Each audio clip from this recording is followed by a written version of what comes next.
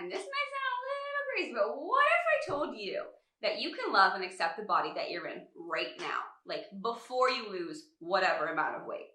You can still lose that weight, but you just don't have to wait until you do to be happy. Does that sound like something you'd be interested in? Stay tuned because my guest this week is going to teach you how. Welcome back to Motherhood Uncorked. If you are new here, welcome, welcome, welcome. I'm your host, Courtney, and if you want the best tips and strategies to help you thrive in motherhood and build a life that you want to celebrate, make sure you subscribe and hit the bell. So I'm super excited this week because I am here with Courtney St. Croix. Hi. Great name. Courtney, if you missed that.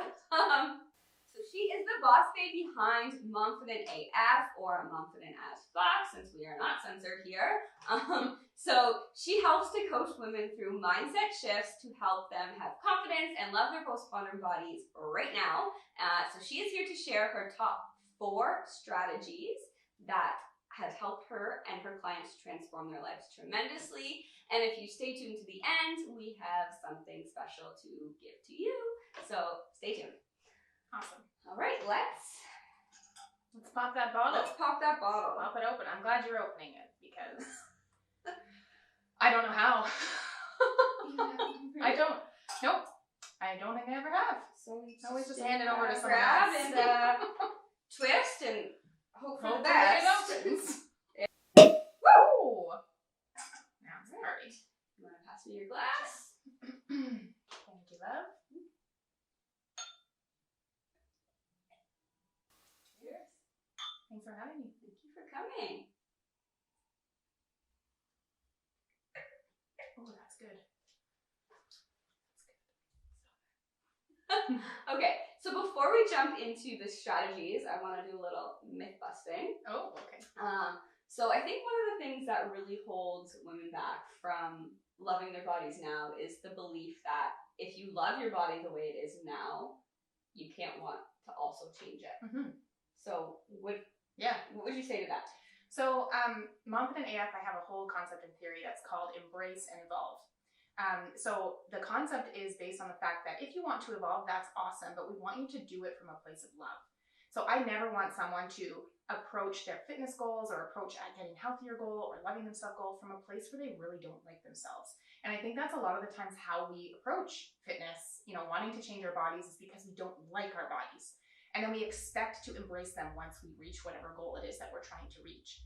So my concept is to look at it backwards, and I actually want you to find peace with yourself first, start to love yourself first, and then if you desire a change, that's not a problem. I don't ever, look down on anyone who wants to change their body. You might very well want to change your body in some way, shape, or form, but I want you to come at it from a place of love and respect for the body that you already have.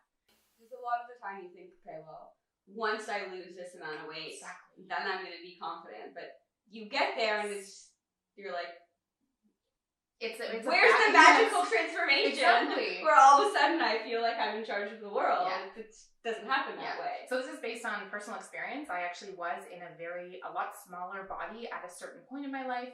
And I realized that at that point, even though I had pushed so hard to get where I wanted to, because the background of it was I didn't like myself and I was trying to get smaller, I wound up at a place where I wasn't even happy when I got to the goal that I wanted to be at. And I started to scratch my head and think, well, what's the point if I'm working on all this evolution and getting stronger and trying to be healthier, but I'm not even happy with the end result? So we're sort of looking at it backwards, reverse engineering, and looking at how we can develop self-love first. And then if you desire change, then let's go for it. Okay, so what is the first strategy that you want to talk about? Okay, so the first strategy, what I talk about a lot with a lot of the clients I work with, is about the media. So I don't think it's a surprise that there's a lot of this comparison and, not feeling good about yourself because you're seeing what's in the media and you're comparing yourself to it. Right.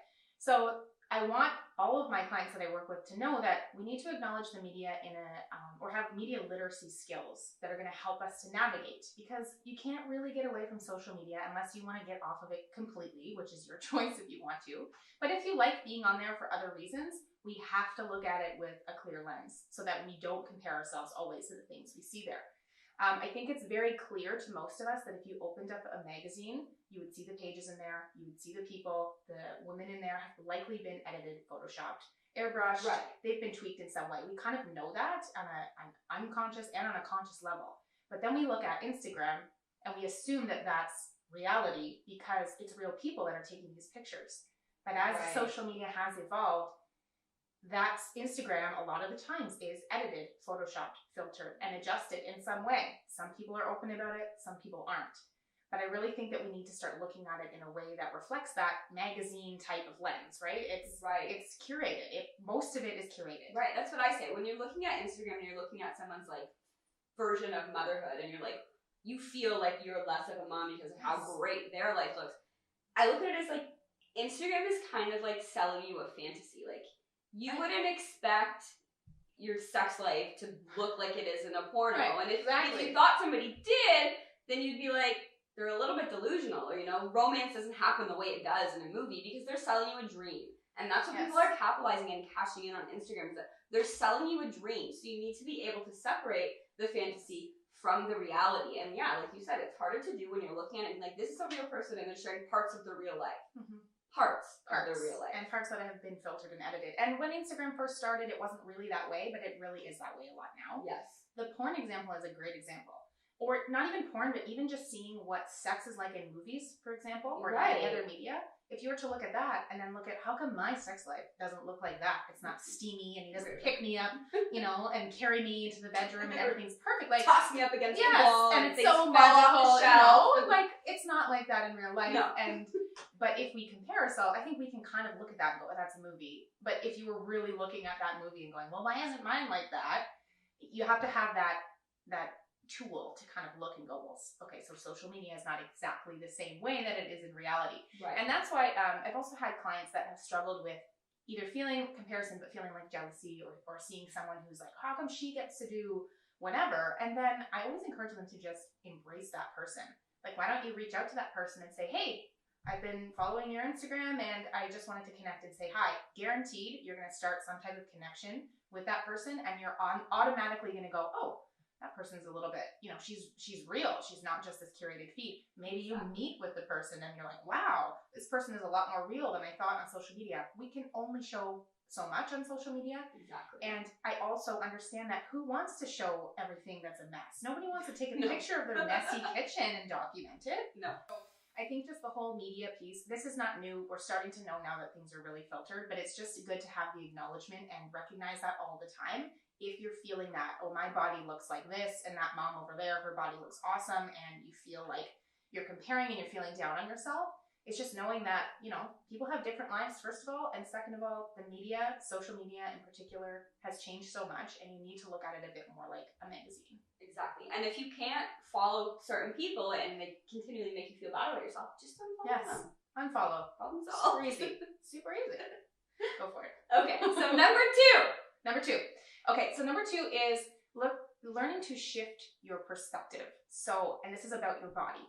So I want you to think about your body and think about an area that maybe you don't love right now about yourself. And it's okay to have areas that you may not love about yourself. For me, it's my stomach, and it's a work in progress always to love this area. But what I want you to do is when you're thinking about that area, or if you're frustrated, or if you're looking in the mirror and you're like, ugh, like why won't this, whatever, my butt get smaller, or why is this cellulite here, whatever. Women do this all the time. Think of it as a perspective shift and think about the journey that has brought you to be in the body that you're in.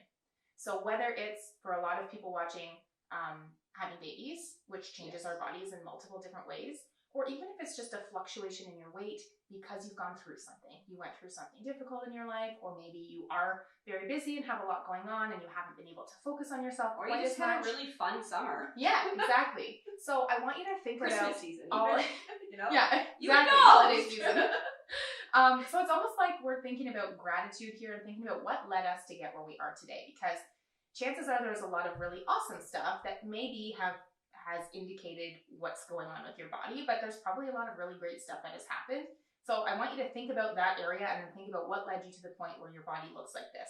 And there might be on this list some things that aren't happy and fun and exciting, and some things that are challenging and difficult. But then you can look at it and go, okay, well, is there some changes here that I can make because I have an insecurity with XYZ? So can I start moving my body a little bit more because I'd feel better if I lost a few pounds? Or can I start looking at my stretch marks in a different way because I know that I've had children and that has molded and stretched and moved my body, which is fucking amazing. Right. But we have this, because of the media and what we see, everyone's stomach's supposed to be flat and smooth and have no marks on it. And even in magazines and stuff, like that stuff gets into your subconscious. Right. So trying to shift your perspective and think about where you've been and what you have done and what has gotten your body to that place, and being a little bit grateful for that instead of just thinking about, you know, the stretch marks. And that's all you focus on is, oh, I hate these stretch marks.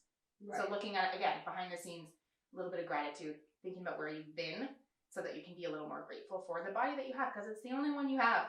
Yeah. And you're stuck with it now. You're stuck with it here now. You can make changes if you want. Love it, take care of it, but that's your body. Yes, but you might as well enjoy what you've got right now, because honestly, in this second right now, your body is what it is. So embrace it. You might as well. Exactly. And you know what? If it's a healthy body, then you definitely want to be thankful for it. Because I guarantee you, if you got sick tomorrow, you would be less concerned about the way that your body looks and more concerned about what's going on the inside. Yes, exactly. Number 3. Okay, so number 3, we've sort of touched on a little bit already, because we talked at the beginning about embracing first and then wanting to evolve. So I want you to make sure that you know for yourself personally that it is okay to have goals. I never mean to say to anybody that you should just give up and who cares and don't take care of yourself. Just learn to love whatever you've got. Maybe you have a weight loss goal that you want to achieve, and that is absolutely fine.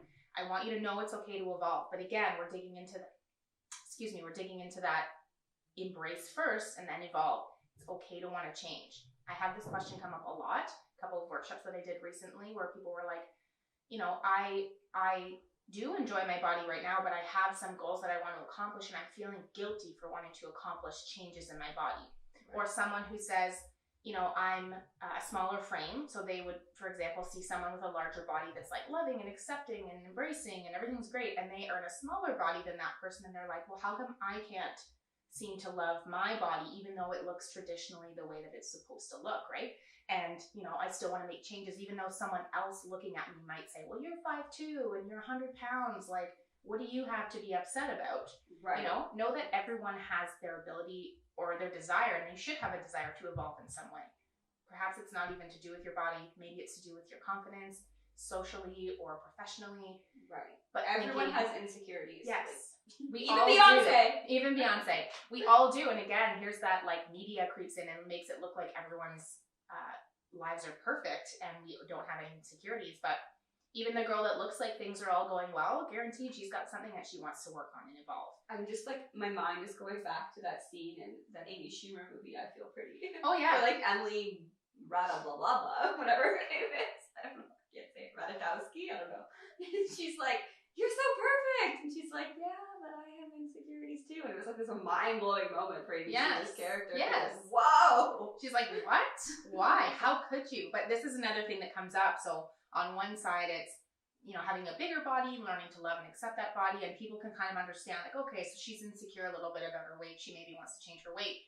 But for someone who's in a smaller frame, people on the outside might think, well, you know, you have everything's perfect with you. Why would you ever have anything to be insecure about? But we're all in our own path. We are all in different bodies that are unique. Exactly. And so it's okay to want to make some type of change. You don't have to just say, I love myself, and then that's it. You know, you want to work on loving yourself, right. But it's totally okay to evolve from there. Yeah. Strategy number 4. Alrighty, number 4. So strategy number 4 is, I actually come from the fitness industry. So that's my expertise. And I really started getting interested in how women were working on changing their bodies. But like I said, in my own personal story as well, they would reach a goal, they would still be unhappy. They're still working on like trying to lose more weight, 5 more pounds and 10 more pounds. They're never satisfied. So the end goal that I really want everybody to know is that everyone's body needs movement in some way, shape, or form. Our bodies are designed to move. And I don't mean to suggest that you need to have a 6-pack or that you need to be a fitness competitor or that you need to be a certain size. But everyone's body needs to move, not for the end goal or the destination, but for the journey that you're on in life.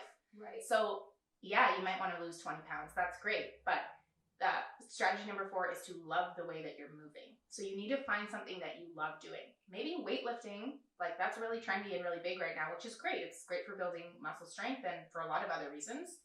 But if you don't love doing that, then you're not going to do it. Or it's going to be a lot more of an obstacle to get to the gym and actually do it because you don't love it.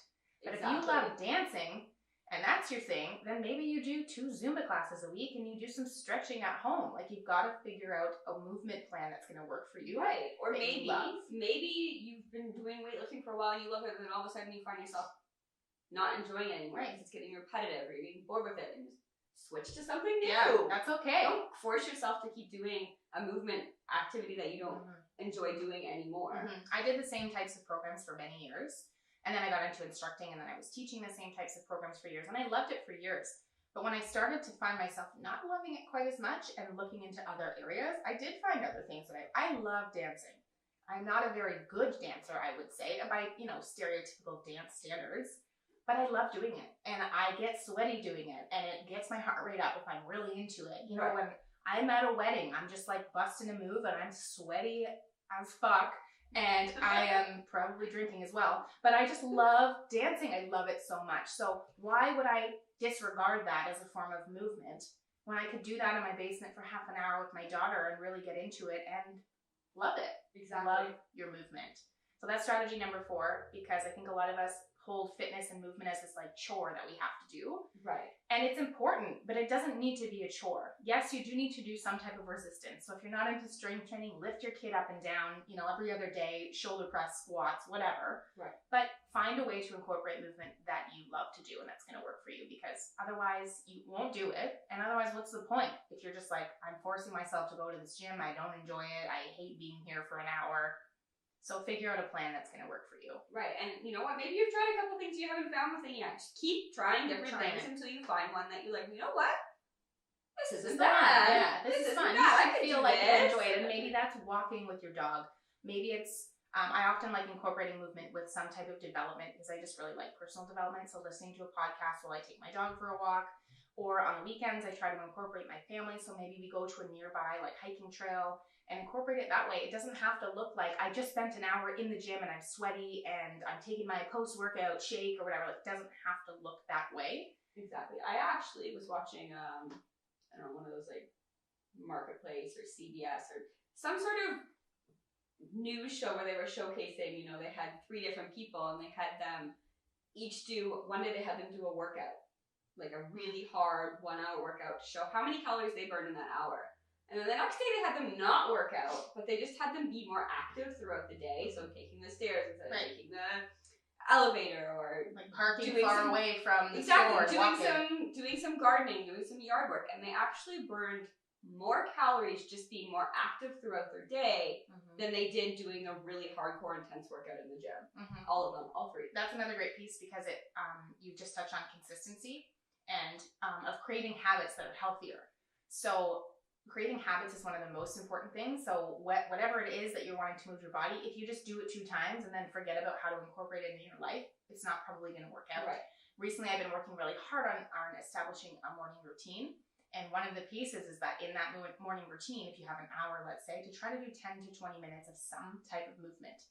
And that 20 minutes or 10 minutes in that day itself doesn't really do anything. But if you get up every single morning and do whatever that is, whether it's cardio or you're doing body weighted work or your push-ups or whatever, has the power to change your body and to change your mind as well, getting up and having that as part of your day. But creating that habit of doing that very small amount over time, compounded, it's like interest when you have money in the bank account, right? Compounded interest over time, it creates results. If you compound a penny over and over in a day at the beginning, it doesn't really amount to much, but after time, it really amounts to a lot. So compound effect. Compound effect. So it's about finding something you love to do, building a habit around it, and knowing that consistency, that's a great example, just being more active, using the stairs instead of the elevator, parking further away, walking wherever you can, for example, can really make a big difference. And that's movement being incorporated into your day. Okay, so I want you to let me know right now in the comments below which strategy you like the best or which one you're going to start with, because if you try to do them all at once, you're really going to overwhelm yourself and you'll be like, whoa, not for me. Yeah, too much. So let me know in the comments which strategy you like the best or which one you're going to try first. And if you really enjoyed this video and you want to dig a little bit deeper into the Embrace and Evolve with your postpartum body, Courtney has an amazing course called Love Your Mom Bod Now. Okay. So she has graciously given my viewers a coupon code for $30 off the program. So when you're at the checkout, I will put the link in the description below. You're going to want to enter Motherhood Uncorked. So I'll put that in the description below as well as the code. And if you want to follow along Courtney's Instagram, because she posts some amazing stuff every day, really inspiring and encouraging, and like we said in the beginning, who you follow on social media kind of rubs off on your own mindset. So Courtney is definitely somebody you want to be following if you're trying to get yourself into a place of self-love and body positivity. So I will leave her Instagram handle in the description below as well. And if you haven't yet, make sure you hit the subscribe button, hit the bell as well so you get notified of when my new video comes out next Thursday. Cheers. Cheers.